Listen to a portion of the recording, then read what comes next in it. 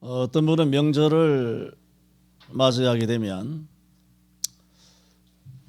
이 명절이 빨리 지나기만을 바란다. 뭐 그런 말씀을 하기도 합니다. 충분히 공감이 됩니다. 어떨 때는 기쁘기도 하고 설레기도 하지만 참 명절이 없었으면 좋겠다 싶은 사람들도 많이 있습니다. 특히나 요즘은 홀로 살아가시는 분들이 많이 있기 때문에 또 가족도 없고 또 올 사람도 또 갈 때도 없기 때문에 그 3박 4일 4박 5일이 그렇게 외롭고 고통스러운 그런 시간이기 때문에 이해가 갑니다. 어쨌든 설날 잘 보내셨나요?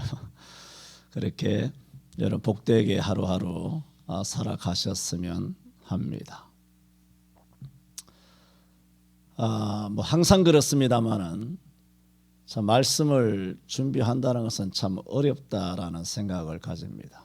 오늘 말씀도 예외는 아닙니다. 오늘 말씀드리고자 하는 아가서는 아시는 것처럼 잠언 전도서와 함께 솔로몬이 지은 성경입니다.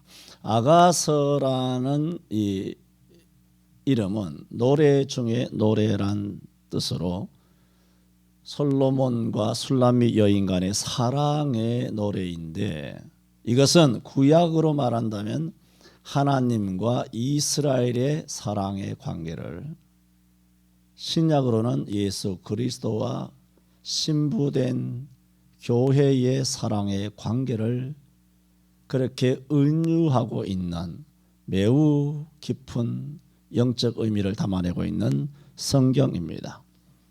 15절에 솔로몬이 말하자면 솔로몬을 통해서 하나님 아버지께서 구약의 이스라엘에게, 또 신약으로 말한다면 그리스도께서 신부된 오늘 우리 교회에게 뭐라고 우리를 말씀하시느냐 하면 이렇게 말합니다. 내 사랑아. 감사하죠. 사랑의 대상이라는 겁니다. 무슨 사랑? 내 사랑이라는 겁니다. 당신은 내 사랑. 뭐 유행가 가사들도 많이 있죠. 그 다음 가사가 뭔지 모르겠습니다. 내 사랑아. 이렇게 우리가 불리워진다는 것입니다. 그런 존재로, 끔찍한 존재로 우리가 하나님 앞에 이렇게 받아들여지고 있다는 것입니다. 그리고 하시는 말씀입니다. 너는 어여쁘고 어여쁘다. 이런 표현은 잘하지 않습니다. 너무 이뻐 죽겠을 때 이렇게 표현합니다. 참 예쁘구나 우리 손자 우리 손녀 참 예쁘구나 이런 말을 해도 야 어여쁘고 어여쁘다 이런 표현은 하기가 쉽지 않고 듣기도 쉽지 않습니다. 그리고 내 눈이 비둘기 같구나. 성경 말씀이에요. 지금 솔로몬이 하는 얘기가 아니에요. 아버지께서 우리를 향하여 그렇게 생각하는 거예요. 여러분 자녀를 어떻게 이뻐하십니까? 여러분이 자녀를 이뻐하는 것보다 하나님께서는 1000만 배, 억만 배 더 우리를, 여러분을 그렇게 사랑하신다는 겁니다. 어여쁘고 어여쁘다. 내 눈이 비둘기 같구나. 이런 사랑의 찬사를 들었습니다. 신부된 교회, 신부된 술람미가 듣고 이렇게 반응합니다. 자기도 이제 하나님을 사랑하죠. 나의 사랑하는 자야, 너는 어여쁘고 화창하다. 우리의 침상은 푸르고 우리 집은 백향목, 들보, 잣나무, 석가래로구나 라고 표현을 하면서 2장 1절에는 자기를 이렇게 정의합니다. 신랑은 엄청 자기를 이뻐하고 사랑하는데 이 정작 신부는 그 사랑의 칭찬과 찬사를 받고 하는 대답입니다. 나는 당신의 그런 내 사랑, 너는 어여쁘고 어여쁘다. 내 눈이 비둘기 같구나 라는 찬사를 받을 위치에 있지 못합니다. 나는 사론에 수선하여 꼴짜기의 벽화파로구나라고 고백합니다. 나는 한갓 들꽃에 지나지 않습니다. 나는 당신이 칭찬하는 그렇게 귀중한 비싼 난초가 아닙니다. 나는 흔해 빠진 들에 핀 국화꽃같이 그런 데이지 꽃에 불과합니다.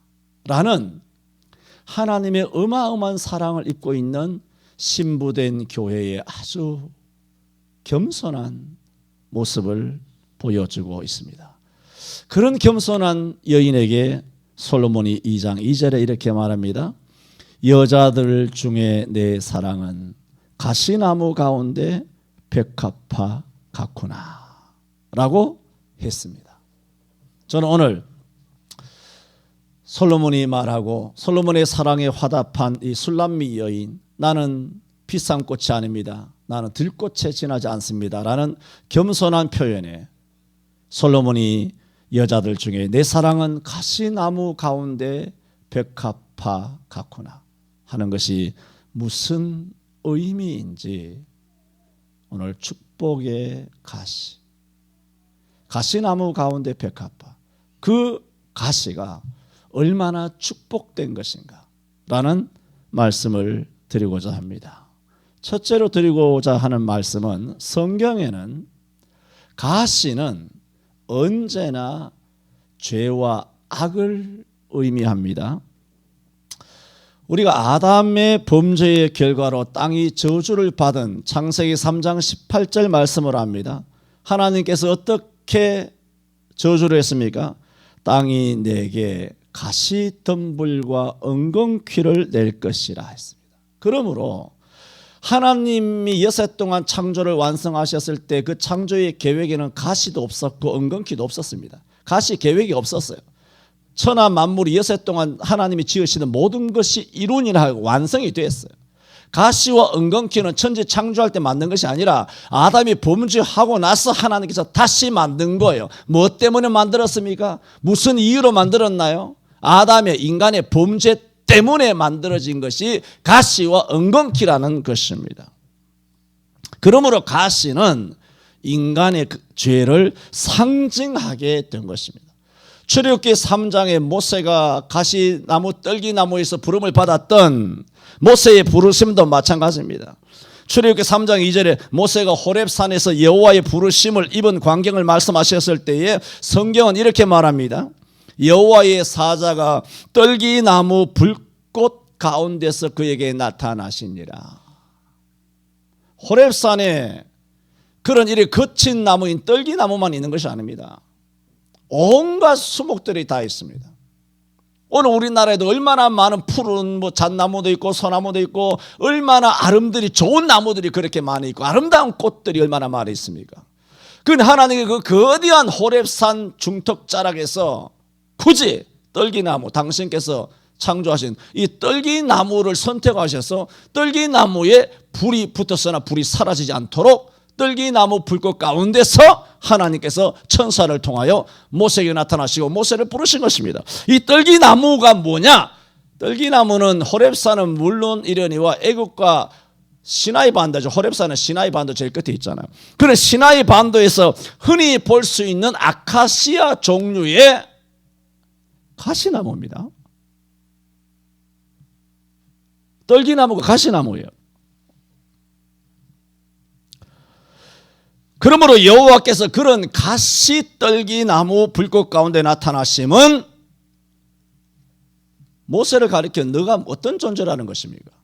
너는 가시와 같은 존재라는 거야. 너는 죄와 악을 갖고 있는 존재라는 거야. 40년 전에 살인한 것도 악이요 죄요. 너가 미디안 광야에서 40년 동안 도대체 무슨 일을 하는지 모르지만 수십 년 동안 양을 치는 그런 모든 행위들도 악이라는 겁니다. 인간이 땀 흘려 아담이 범죄한 이후로 남자는 땀을 흘리지 않으면 먹지 못할 것이라 말한 것처럼 40년 동안 땀 흘려서 양을 친 것은 죄의 대가라는 겁니다. 너의 인생 자체가 모세, 너가 가시와 같은 존재라는 것입니다. 하지만 가시 떨기나무에 불이 붙었으나 사라지지 아니하는 것처럼 너는 비록 죄인이지만 성령의 불이 임하면 비록 가시 같은 죄인이라 할지라도 하나님 앞에 동시에 귀하게 쓰임 받을 수 있다라는 암시를 담아내고 있습니다. 이 신약에 와서 마태복음 13장 7절 이하에 보면 예수님께서 씨 뿌리는 자의 비유를 통하여 네 가지 밭을 이야기하실 때 세 번째 밭이 바로 가시 떨기 밭입니다. 그래서 성경이 이렇게 말합니다. 들어는 하나님의 말씀의 씨앗이 가시 떨기라고 말해요. 가시 떨기에 떨어짐에 가시가 자라서 기운을 막았다는 거예요. 오늘 우리가 하나님의 말씀을 받는데 예수 믿으라고 복음을 전하는데 이 사람들이 교회에 한 걸음은 왔어. 교회를 들락날락해. 그러나 결국은 이 세상의 염려와 재리의 유혹과 염려와 근심 때문에 가득이 짓눌리는 가시의 기운에 짓눌려서 예배당의 뜰을 밟았지만 결국은 예수 생명을 열매 맺지 못하고 다시 세상으로 나가 떨어져 버리는 것은 무엇 때문이냐? 가시 때문이라는 것입니다. 내 마음에 뭐가 있느냐? 가시라고 하는 죄와 악이 있다는 겁니다.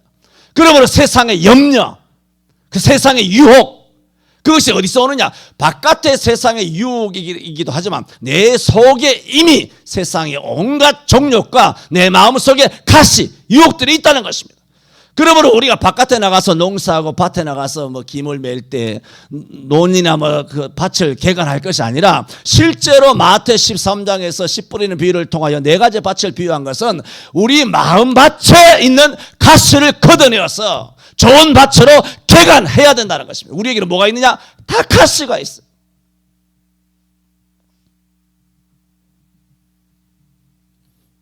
가시는 이처럼 죄와 악을 상징합니다. 히브리서 6장 8절에도 하나님의 말씀을 받고도 만일 가시와 엉겅퀴를 내면, 이게 뭐예요? 아담이 범죄한 다음에 하나님이 만드신 것과 똑같잖아요. 가시와 엉겅퀴란 말이에요. 히브리 6장 8절에 보면은 그 창세기 3장에 아담이 범죄한 이후에 하나님이 가시와 엉겅퀴를 만드셨다는 인류의 범죄를 히브리 6장 8절에서 그대로 똑같이 언급을 해요. 그걸 뭘 말하느냐? 하나님의 말씀을 받고도 순종하지 않고 말씀을 받아들이지 아니하면 뭐냐? 가시와 엉겅퀴가 난다. 아담이 범죄했을 때 범죄의 결과로 가시와 엉겅퀴가 나는 것처럼 여러분과 제가 하나님의 말씀대로 살지 않으면 어떻게 되느냐? 우리의 영혼에 뭐가 생긴다? 가시와 엉겅퀴가 만들어진다는 거예요.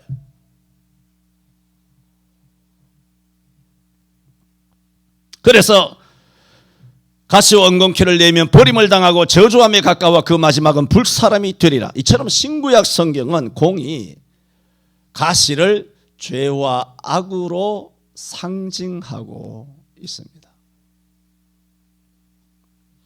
저는 첫 번째 말씀드렸습니다. 성경에서 가시는 언제나 죄와 악을 상징한다. 오늘 지금 뭘 말씀드리는 거예요? 2절에 여자들 중에 내 사랑은 가시나무 가운데 백합화로구나. 그 가시나무가 무슨 뜻이냐를 우리가 이해를 해야 오늘 신랑 되신 예수님께서 우리를 향하여 너는 내 사랑아 너는 어여쁘고 어여쁘다 하셨고 그 다음에 여인의 화답에 주님께서 하시는 말씀이잖아요. 여자들 중에 너는 내 사랑은 가시나무 가운데 백합화다. 너는 가시나무 가운데 백합화다. 오늘 신약에 신부된 나의 교회는 너희들은 이 땅의 서울 송천교회는 뭐냐? 가시나무 가운데 백합화라구나. 그러려면 이 가시가 성경에서 무슨 의미인지 알아야 이 주 예수님께서 우리에게 하신 이 의미가 무엇인가를 알아들을 수 있다는 것입니다. 첫 번째 말씀을 드렸죠. 두 번째로 가시는 이처럼 죄와 악을 나타냅니다. 그런데 그럼 우리는 가시가 있으면 되겠습니까? 가시를 뽑아야 되잖아요. 가시를 제거해야 되잖아요. 가시를 걷어내야 되잖아요. 이거 누가 하느냐? 예수님만 하시는 거예요. 그래서 신구약 성경이 뭐냐? 가시는 죄와 악이에요. 죄와 악은 전부 다 가시예요. 그런데 이것을 누가 걷어내냐? 농부가 걷어내잖아요. 하나님이 농부시잖아요. 예수님이 우리의 밭을 가시는 분이세요. 말씀의 썰어질로 다 걷어내신다고. 오늘 하나님께서 말씀으로 우리의 영혼의 밭에 있는 가시와 울타리와 또 엉겅퀴를 걷어내어 좋은 밭으로 개간하여 주시기를 바랍니다. 두 번째로 예수님께서는 가시에서 우리를 걷어내신다. 맞죠? 그런데 그렇게 걷어내는 게 아니에요. 가시를 우리에게서 뽑아내시기 위하여, 걷어내시기 위해서 예수님이 대신 가시를 짊어져야 합니다. 그게 방법이에요.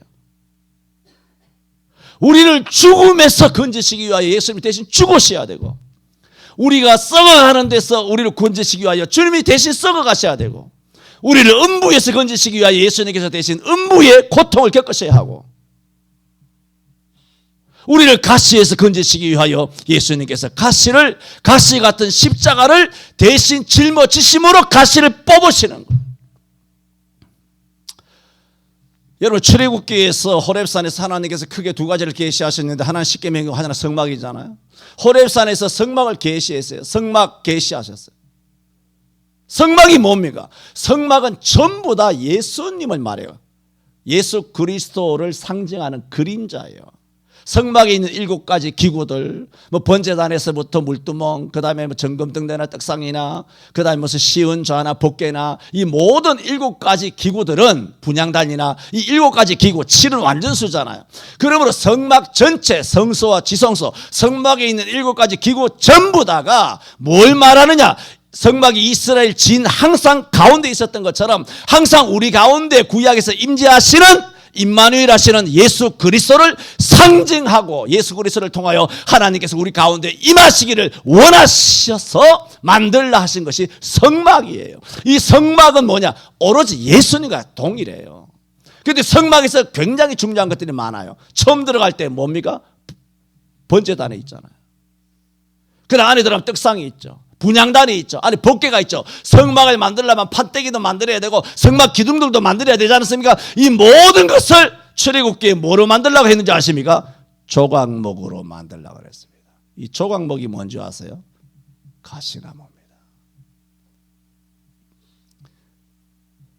우리로 하여금 죄와 악의 가시로 인하여 저주와 사망과 멸망과 지옥과 심판에서부터 건져주시기 위하여 성경에는 일찍이 예수님께서 우리 대신 그 가시를 온몸에 박아서 온몸에 짊어지시도록, 그래서 우리를 가시에서부터 구원해 주실 것을 예언되어 있습니다.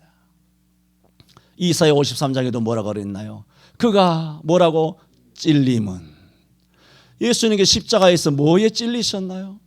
가시 면류관을 쓰였잖아요. 성경에 말씀하고 있습니다.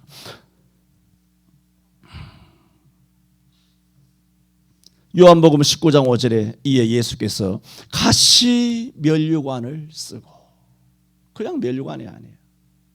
그 가시가 뭘 의미하느냐, 가시 면류관을 쓰시고 자색 옷을 입고 나오셨다.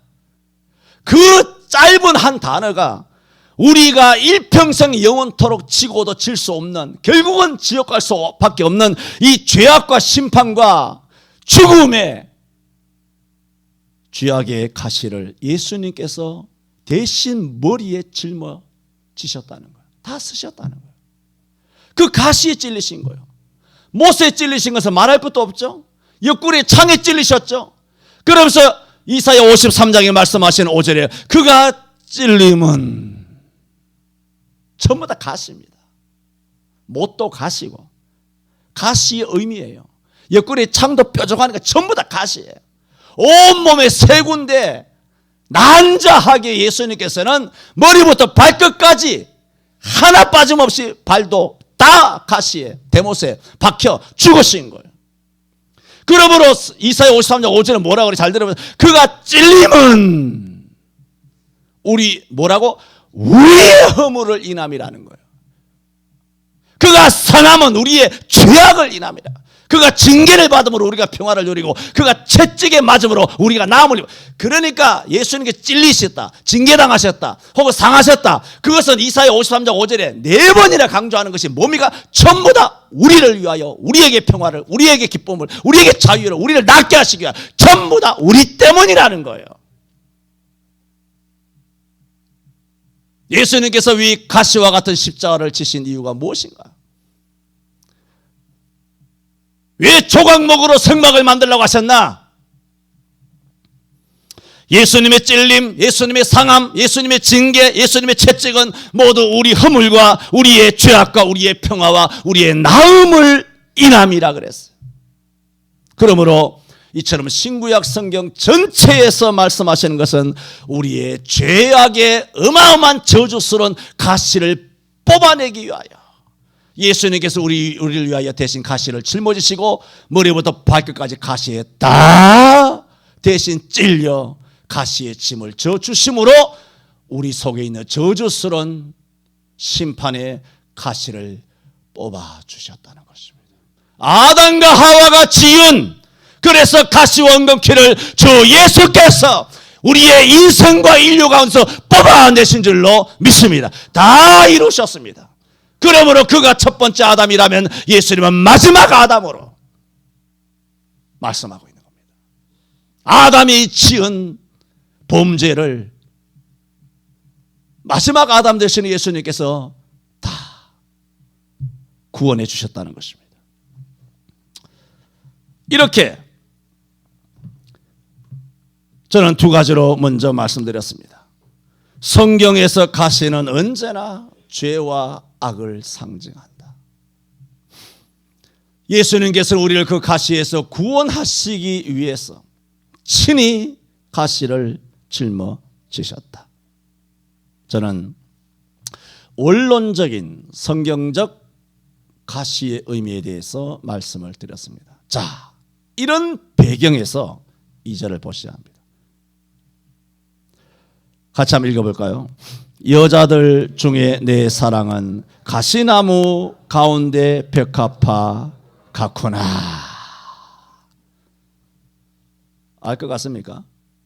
알 것 같아 그러면 틀린 겁니다. 이 뜻은 그 뜻이 아닙니다. 이 뜻을 알려면 성경에서 말하는 가시의 의미가 무엇인가를 알아야 된다고 설명을 드린 것이지, 이 가시는 그 가시가 아닙니다. 술람미 여인은 이미 예수 믿잖아요. 예수님의 신부가 됐잖아요. 예수 믿는 그리스도인이에요. 그 얘기는 아담과 하와의 그런 가시가 이제 예수 그리스도께서 대신 가시를 짊어지심으로 그 가시는 다 뽑힌 상태예요. 그러므로 여기서 말하는 가시 나무 가운데 벽화파란 이 가시는 저주와 악과 죄를 의미하는 가시가 아니에요. 이제는 무슨 가시냐? 그러므로 예수 믿는 사람이 가시가 다 뽑혔잖아요. 그런 죄와 무슨 저주와 사망과 음부와 심판의 그런 가시는 없어요. 그러나 예수를 아무리 믿어도, 성령 충만 받아도, 아무리 믿음이 좋아도 아브라함의 삶에 가시가 있었어요, 없었어요? 있었잖아요. 그게 뭡니까? 고난이라는 거예요. 고난의 가시가 있다는 것입니다. 그래서 세 번째 드리는 말씀은 믿는 자에게는 예수 그리스도로 말미암아 죄악의 가시는 제거되었으나 그 가시가 무엇으로 변했느냐? 축복의 가시, 연단의 가시로 바뀌었다는 겁니다. 이 저주의 가시는 없어요. 다 뽑혔어요. 근데 우리에게는 뭐냐? 그 가시들이 그 가시가 아니에요. 우리에게는 새로운 가시가 있는데 그게 뭐냐? 그것은 연단과 축복의 가시인 것입니다. 이를 여자들 중에 내 사랑은 가시나무 가운데 벽화파로구나 한 표현이에요. 그러므로 솔로몬이 술람미 여인에게 하는 말은 이것은 여자를 향하는 격려예요. 격려와 용기의 박수를 보내는 거예요. 힘내라. 좌절하지 마라. 인내해라. 기뻐해라. 감사해라. 기도해라. 싸워라. 승리해라. 하는 신랑이, 이렇게 나를 이뻐하는 신랑이 이렇게 격려하고 용기하고 박수를 친다면 우리가 뭘 못하겠습니까? 아멘. 여러분이 신랑의 사랑을 못 받으니까 이렇게 돼 있지, 신랑의 사랑을 뜨겁게 받으면 뭘 못하겠습니까? 인지상정이죠. 하물며 우리의 영적인 신부 되시는 신랑 되시는 예수님께서 이렇게 우리를 격려하고 괜찮아. 너는 가시나무 가운데 있어도 너는 뭐다? 너는 돼지꽃이 아니야. 너는 백합화야. 너는 아름다워. 이 가시라고 하는 세상의 가시라고 하는 가시나무가 너를 둘러치며 너로 하여금 고통스럽게 한다 할지라도 너는 세상의 가시에 짓눌릴 존재가 아니야. 응원의 메시지를 보내고 있습니다. 그러므로 여기서 가시는 술람미 여인의 죄와 악을 의미하는 것이 아니라 세상의 죄와 악의 가시에 둘러싸여 고통받는 술람미 여인을 표현하고 있는 것으로서 그런 세상의 가시가 술람미 여인으로 하여금 고통하게는 하지만 그러나 나를 술람미 여인을 고통하게 하는 세상의 가시, 그 가시를 통하여 나의 신부 술람미 여인의 신앙은 더욱 성결해져 가고 있다. 너는 정말 성결하기 어려울 때 성결했구나. 믿음 지키기 어려울 때 믿음을 지켰구나 하면서 아까는 15절에서는 사랑을 노래하였다면 이제는 이 여성의 무엇을 칭찬하고 있습니까? 정조를 칭찬하고 있는 것입니다.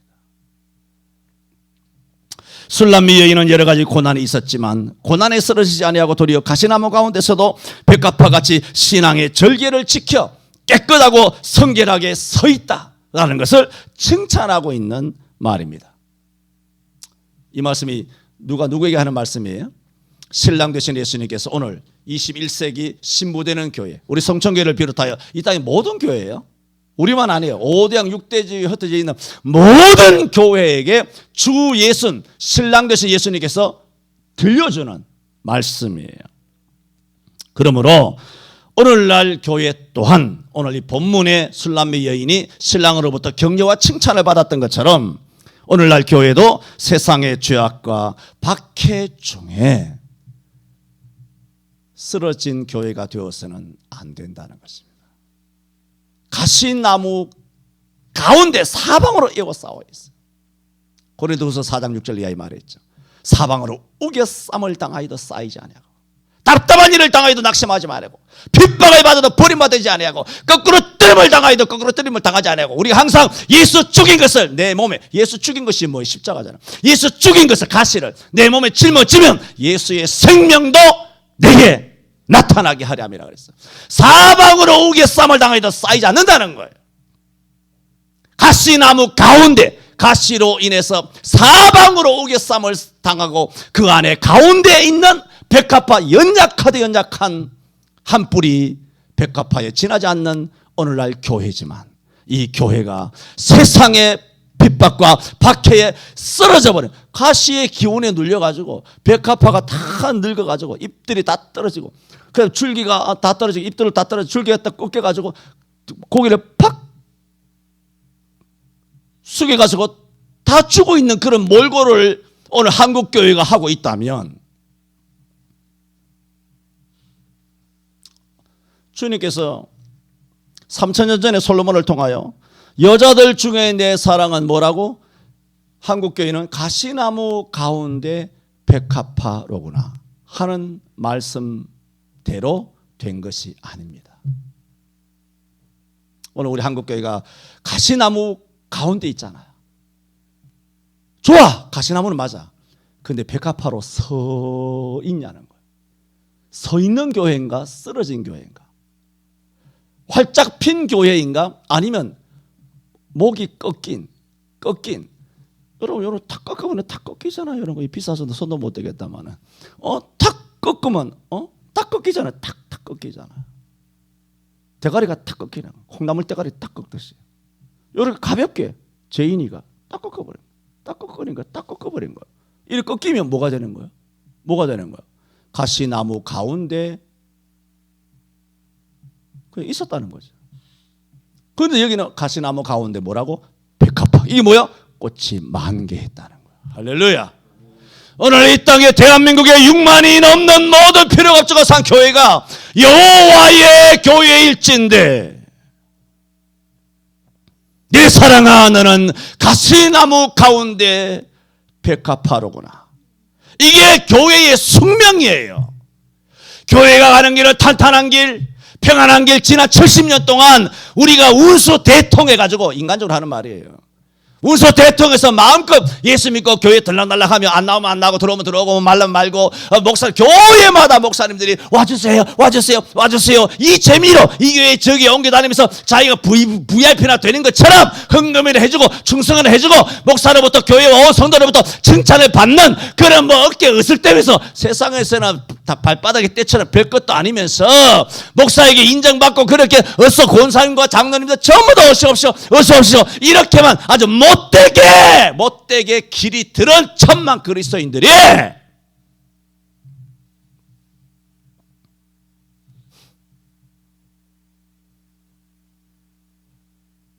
목이 다 꺾인 거죠. 이제는 거꾸로 됐어요. 그렇게 하던 목사, 장로, 권사, 교회의 소위 세속적으로 말하면 중직자들이 어서 빠지면 전도사, 부목사, 강도사, 지역장, 교구장 다 보내가지고 한 주라도 빠지면 사람 머리 대가리에서 다 헤아려가지고 저녁에 교육자 회의 수십 명씩 모이면 오늘 일부 예배 몇 명 남았어? 500명이 480명 모였어. 그럼 부목사를 벌벌 떨고 있어. 집에 못 갑니다. 우리 그렇게 자랐어요. 뭐 했냐고 김 목사, 어이 박 목사 뭐 했어? 왜 그래 많이 빠졌지? 이번 주에 한 집도 빠지지 말고 자기 교구 책임지고. 그렇게 다 했잖아. 수십 년, 몇십 년 동안. 그런데 이제 그런 어른들이, 그런 소위 지도자라고 하는 목사 장로들이 교인들에게 나오지 말라고.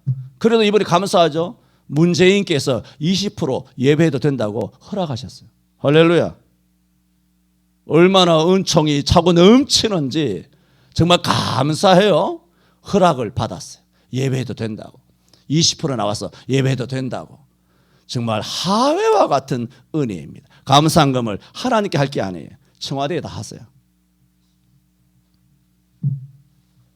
죄인이 얼마나 훌륭한지 몰라요.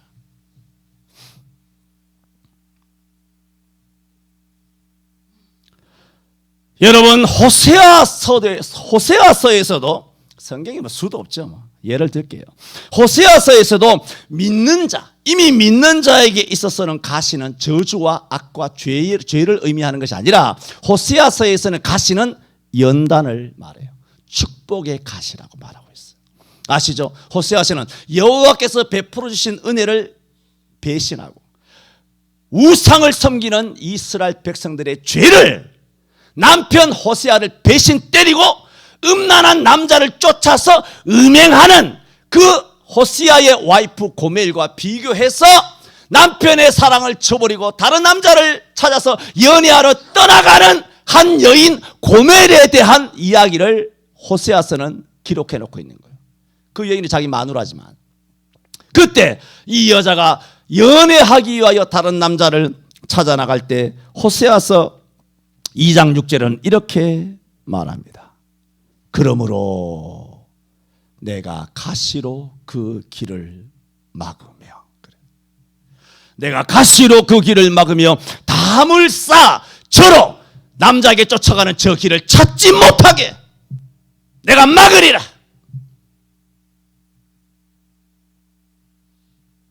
그 얘기는 하나님께서 시련과 환난과 고난과 고통의 가시를 주셨어.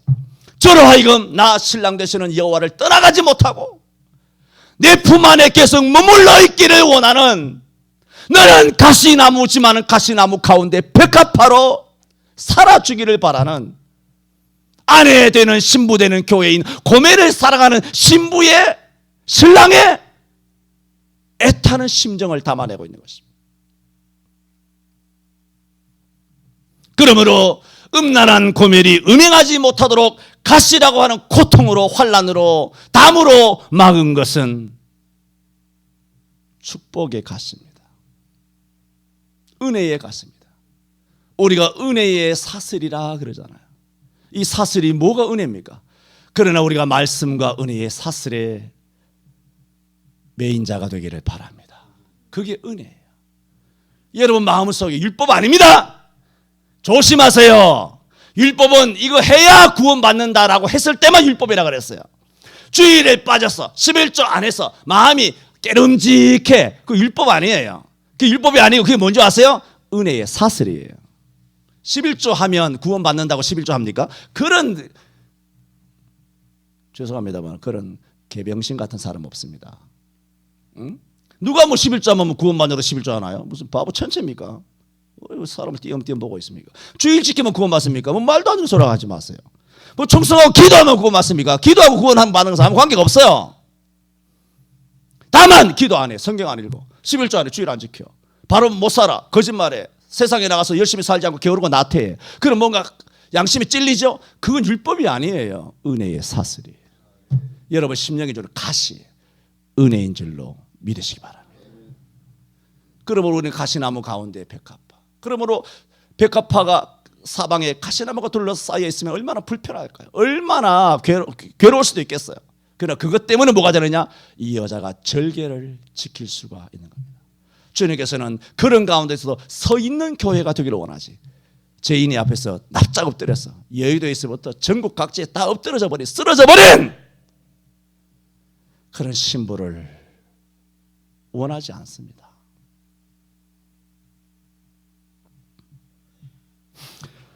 여러분, 우리는 알아야 합니다.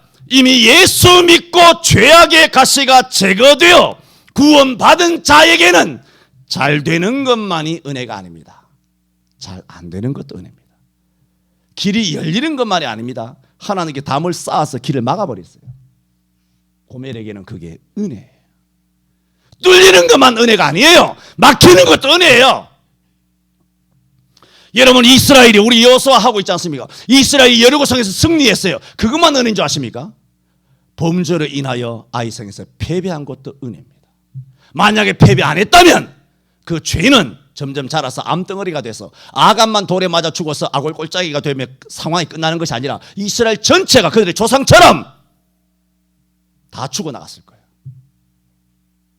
승리하는 것만 은혜일까요? 아이성의 패배도 은혜입니다. 여러분, 아담과 하와가 에덴 동산에 머문 것도 은혜지만 하나님께서 선악과 실과를 따먹지 못하도록 에덴 동산에 쫓아내어주신 것도 은혜예요. 다 전에 이야기해서 성경 공부할 때 왜 은혜인가? 그러므로 하나님께서 가시로 고멜을 막아 담을 쌓아 죄를 짓지 못하게 하시고 이스라엘로 죄를 깨닫게 하시기 위하여 아이성에서 패배하게 하시고 당자로 하여금 흉년이 들어서 돼지 쥐염 열매로 배를 채우고자 하지만 채울 수 없도록 하심도 은혜예요. 그래서 아버지 집으로 돌아오게 된 거예요. 흉년 때문에 사람들의 손가락질 받으면서 먹을 것이 없어서 아버지 집에 돌아온 거예요. 만약에 탕자가 나가서 허랑방탕하게 사는데도 인생이 사통팔달로 잘 뚫리고 해결됐다고 생각하면 그 개가 아버지께로 돌아왔겠습니까? 안 돌아옵니다. 여러분, 돌아와 하면서 하나님의 돌아오라는 음성에 귀를 기울이시기를 바랍니다. 이것이 하나님의 징계의 목적입니다. 히브리 12장 8절에 징계가 없으면 사생하라 그랬습니다. 그러므로 채찍과 가시와 고난이라고 해서 저주가 아니라 이미 가시가 뽑힌 믿는 자에게 오는 가시는 하나님의 은혜입니다.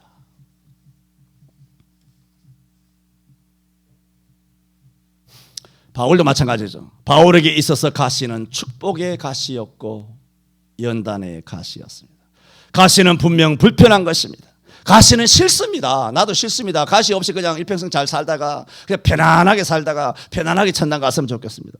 그러나 가시가 축복이라는 사실을 깨달아야 합니다. 가시는 원망스러운 것이 아니라 감사의 재료입니다. 하나님께는 영광이 되고 우리에게는 연단, 더 신앙이 성숙하게 되고 더 신앙의 절개를 지키게 하고 더 신앙이 성결하게 하는, 불로 연단해야 금이 되잖아요. 욥기 23장 10절에도 말했잖아요. 나의 가는 길을 오직 그가 아시나니. 뭐라고? 나를 단련하신 이후에는, 가시죠. 가시와 같은 모진 고통 이후에는 내가 그때서야 정금이 된다 그랬어요. 은이나 동이 아니라 그때의 금덩어리가 된다는 거예요. 할렐루야. 이런 우리 성천교회 성도들 다 되시기를 바랍니다. 제가 뭐 이런 건 잘 하지 않습니다만 좀 괜찮은 거 있는 것 같아서 여러분 소개합니다. 1880년에 조셉 스토웰이라고 하는 사람이 지은 당신의 인생의 실현에는 뜻이 있다. 한 30년도 넘은 책입니다. 당신의 인생 실현에는 뜻이 있다. 어떤 한 목사님이 당신의 아들 이름이 매튜예요. 이 매튜를 주일학교에 매주일 이렇게 데려다 준 거예요. 데려다 줬는데 얘가 교회에서 뭘 배웠는지 이제 얼마 뒤에 와서는 집에 와서 굉장히 애가 성격이 변해가지고 쾌활하고 적극적으로 노래 부르고 춤추고 막 우리 애 같지 않아. 평상시에는 내성적이고 뭐 매사에 뭐 그런 애인데 소극적인 애였는데 완전히 애가 변화된 거예요. 그런데 이 아버지가 목사예요. 뭐 목사라는 것은 중요한 거 아니에요. 그냥 한 아버지가 이 아들을 주일학교에 데려다 줄 때마다 한 여자 선생님이 과부예요. 한 여자 선생님이 나오는데 이 매튜와 그 목사님을 굉장히 반갑게 열정적으로 맞아주는 거예요. 그런데 이 여자는 어깨가 구부정한 여인이에요.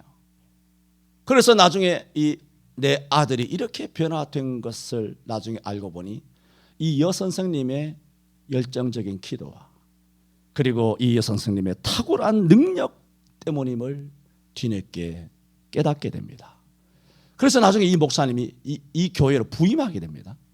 부임한 다음에 이 여선생님과 대화를 나누는 중 그 여자가 하는 말이 목사님, 하나님께서는 아이들이 서 있는 곳에서 내가 똑바로 서서 아이들을 보도록 하기 위하여 나의 등을 구부정하게 하셨습니다. 만약에 내가 등이 구부정하지 않았다면 아이들을 똑바로 1대1로 아이들이 눈높이로 키높이로 아이를 볼 수도 없었고 아이들을 이만큼 사랑하지도 않았을 거예요. 그렇잖아. 우리가 내 잘났다 싶으면 선생들이 애들 뭐 개무시하고 그렇게 한단 말이에요. 애들이 뭘 알겠느냐 이렇게 하고 아이를 그렇게까지 마음을 다들여서 사랑하지 않는단 말이에요. 그래서 하는 얘기가 만일 제가 키가 크고 몸도 정상이었다면 아이들에게 아마 지금처럼 잘해주지는 못했을 거예요. 이제 집사가 있죠. 그 교회에 과부인 집사의 얘기를 매튜 아버지 목사죠. 목사가 그 얘기를 듣고 얼마나 은혜가 되었겠습니까? 그녀는 요즘으로 말하면 곱추죠. 그녀는 자기의 가시를 승리로 뒤바꾼 것입니다. 그녀는 자신의 가시로 인하여 하나님 앞에 귀하게 쓰임을 받은 존재가 된 것입니다. 그녀에게 있어서 등이 구부정하다는 것, 과부되었다는 것, 이것은 가시지만 그것이 오히려 하나님 앞에 쓰임을 받는 축복이 되었다는 것입니다. 그녀는 나중에는 급기야 자기의 가시를 감사하며 기뻐하였습니다. 여러분 아셔야 합니다. 하나님께서는 가끔 우리를 사용하시기를 원하실 때 필요하시다면 가시를 줍니다. 가시를 주어서 우리를 사용하십니다. 그 가시가 가난일 수도 있고 실패일 수도 있고 그리고 질병일 수도 있고 내가 짊어지기 힘든 짐일 수도 있어요. 그것이 인간의 짐일 수도 있고 여러 가지 짐일 수도 있죠. 그 짐이라고 하는 그런 가시를 통해서 하나님께서는 우리를 사용하십니다. 모세에게 있어서는 미디안 광야가 가시였습니다. 바울 사도에게 있어서 가시는 약할 때 강함이 되었습니다. 이처럼 우리도 가시를 대하게 되면 다 가시가 있죠. 가시 없는 사람 아무도 없습니다. 누구나에게 다 가시가 있습니다.